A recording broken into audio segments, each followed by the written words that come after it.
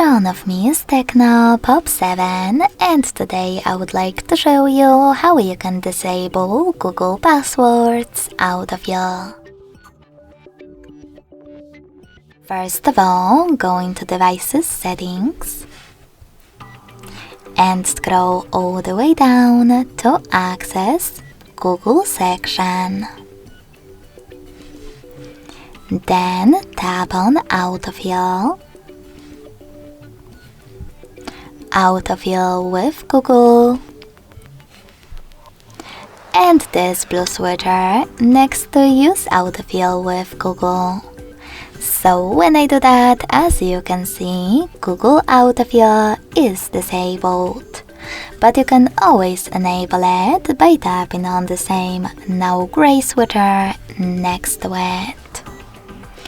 Thanks so much for watching. If you enjoyed this video, don't forget to leave a like, comment and subscribe. Bye!